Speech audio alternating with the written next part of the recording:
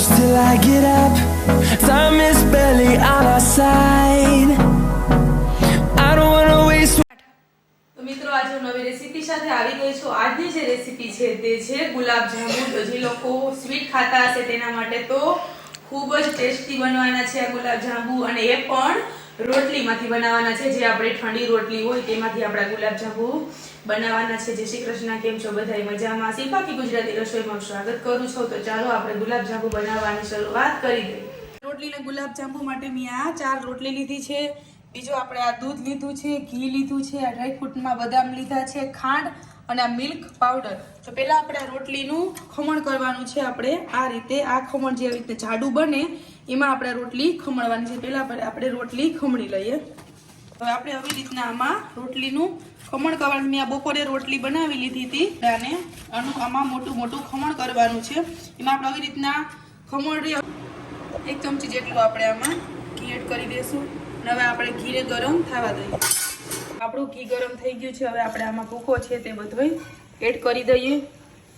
હવે આપણે આને સેજ બ્રાઉન કલર થાય ત્યાં સુધી સાવ ધીરા ગેસે શેકવાની છે, કારણ કે જે આ રોટલી છે તે એકદમ કડક કરવી જરૂરી છે. એટલા માટે પહેલા આપણે આને શેકી લઈએ અને કડક થાય ત્યાં સુધી શેકીએ, અને સાવ ધીમા ગેસ ઉપર.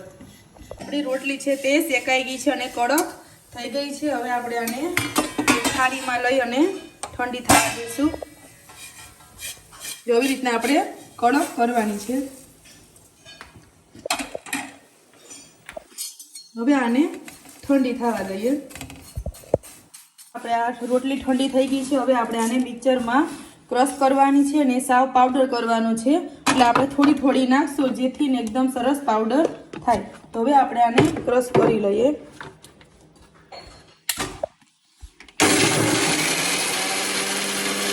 હવે આપણો જોઈ લઈએ તો આપણો પાવડર સરસ થઈ ગયો છે. હવે આપણે આવી જ રીતના બીજી રોટલી છે તેનો આપણે કરી લઈએ.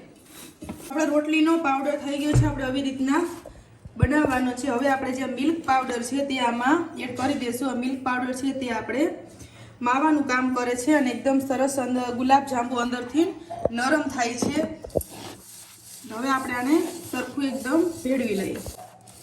હવે આપણે આમાં દૂધ છે તે એડ કરતું જવાનું છે અને એકદમ લોટ સરસ બાંધી લેવાનું છે. આ એકદમ મિક્સ થઈ ગયું છે. મિલ્ક પાવડર અને આ રોટલીનો આપણો ભૂકો બનાવ્યો છે તે. હવે આપણે આમાં દૂધ એડ કરતા જઈએ અને આપણે લોટ છે તે તૈયાર કરી લઈએ.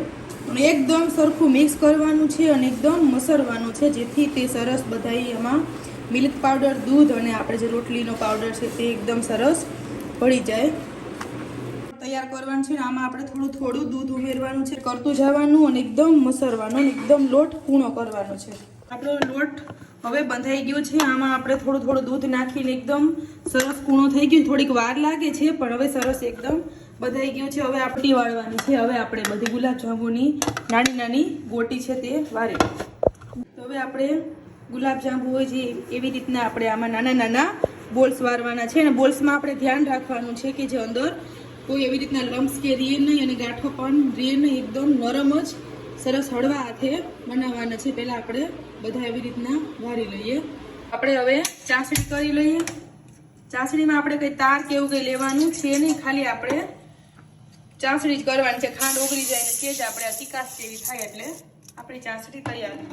હવે આપણે આને સેજ ગરમ થવા દઈએ અને આપણે જે તેલ છે તે પણ આપણે ગરમ મૂકી દઈએ. આપણે ગુલાબ જાંબુ બની ગયા છે. હવે આપણે તરી લઈએ. આપણે બધા ગુલાબ જાંબુ તૈયાર થઈ ગયા છે અને આપણે તેલ પણ મૂકી દીધું છે. થઈ જાય એટલે આપણે ગરમ કરવાની છે. અને આપણી ચાસણી પણ હવે થવા આવી. પહેલાં આપણે ચાસણી બનાવીને ઠંડી થવા દે એટલે ગુલાબ જાંબુ તરાઈ ભેગા આપણે એમાં ચાસણીમાં ડીપ કરી શકીએ. તો આપણી આમાં ખાંડ છે તો બધી ઓગળી ગઈ છે. હજી આપણે એકાદ મિનિટ સુધી રહેવા દઈએ. અને હવે આપણે જોઈ લઈએ કે તેલ ગરમ થઈ ગયું છે. હવે આપણે આમાં ગુલાબ જાંબુની જે ગોટી છે તે આપણે તરી દઈએ. આપણે તેલ છે તે એકદમ ધીમું રાખવાનું છે તેલ થઈ ગયા પછી, નહીંતર ઉપર સોનેરી કલર થઈ જશે અને અંદરથી કાચા રહેશે. એટલે કલર જેવા આપણે તરવાના છે. હજી આપણે આને વાર છે. અને જો કોઈને કાળા ખાવા હોય તો આપણે તરાઈ જઈએ, સોનેરી કલરના રંગના થઈ જાય એટલે પછી આપણે ગેસ એકદમ ફાસ્ટ કરી દેવાનું, જેથી એકદમ લાઇટ હોય તેવી રીતે કાળા કલરમાં થઈ જાય. આપણે તો અત્યારે સોનેરી જ બનાવવાના છે. હવે આપણે આ ગુલાબ જાંબુ છે તે તરાઈ ગયા છે. હવે આપણે આને કાઢી લઈએ.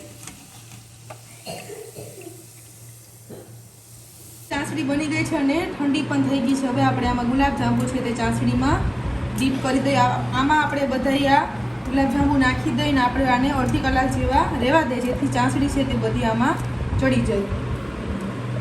કલાક થઈ ગઈ છે. હવે આપણે આમાં જાંબુ છે તે આમાં લઈ લઈએ.